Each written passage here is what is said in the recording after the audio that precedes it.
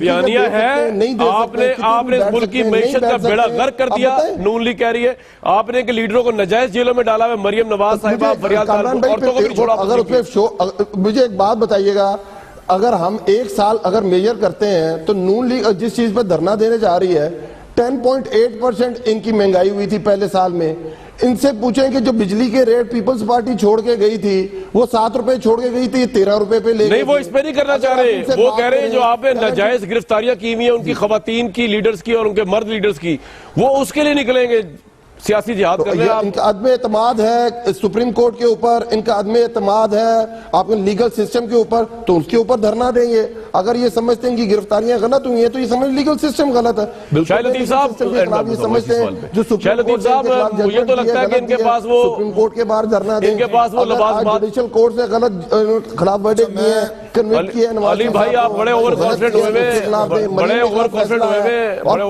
اور ایک کامران بھائی ایک اور جی بھائی، ایک دھرنا یہ پاناما لیگ جہاں سے اوریجن ہوئے ادھر دیں. اور دوسرا سوال یہ ہے کہ کیا حکمران جماعت نے نواز شریف کے دور میں دھاندلی کے خلاف الیکشن کمیشن کے باہر دھرنا دیا تھا؟ کیونکہ مسئلہ تو 4 حلقے کھولنے کا تھا. کیا اس وقت عدالتیں، ادارے موجود نہیں تھے؟ اگر وہ انصاف مہیا کر رہے تھے تو اس وقت عدالتوں کی بجائے حکومت کے خلاف دھرنا کیوں دیا گیا؟ تو حکمران جماعت کا یہ استدلال غلط ہے کہ اپوزیشن کو اداروں کے خلاف دھرنا دینا چاہیے. اپوزیشن کے پاس حکومت کے خلاف تحریک چلانے کے لیے ایک نہیں درجنوں جواز موجود ہیں، اور یہ جواز حکومت نے خود فراہم کی ہے. اپوزیشن کا اس میں کوئی کارنامہ نہیں ہے. سب سے بڑا جواز حکومت کی گورننس کا ہے، کارکردگی کا ہے، ترقی کی شرح میں کمی ہے، بے روزگاری میں اضافہ ہے، بڑھتی ہوئی مہنگائی ہے جو کم ہونے کا نام نہیں لے رہی. اس کے علاوہ نہ تو حکومت اب تک کوئی ٹھوس معاشی پالیسی انٹروڈیوس کرا سکی ہے، نہ ہی کوئی شارٹ ٹرم یا مڈ ٹرم پلان دکھائی دیا ہے، نہ لانگ ٹرم پلان ہے. الیکشن میں مبینہ دھاندلی کا جواز ابھی تک موجود ہے.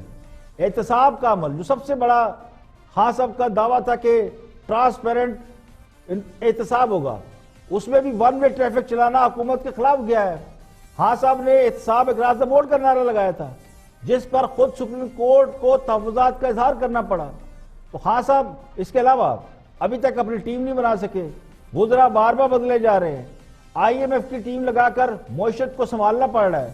تو اپوزیشن کی پٹاری میں بہت کچھ ہے اگر وہ تحریک چلانا چاہیں. لیکن اپوزیشن بھی ڈر رہی ہے کہ حکومت حالات کو جس مقام تک لے آئی ہے ان حالات میں کسی اور سیاسی جماعت کا اقتدار میں آنا ٹھیک رہے گا یا نہیں. اگر موجودہ حکومت کسی بھی وجہ سے گھر چلی جاتی ہے تو اگلی حکومت جس کی بھی آئے گی اس کے لیے کیا مشکلات کم ہوں گی؟ اس کے لیے مشکلات اس سے بھی زیادہ ہوں گی.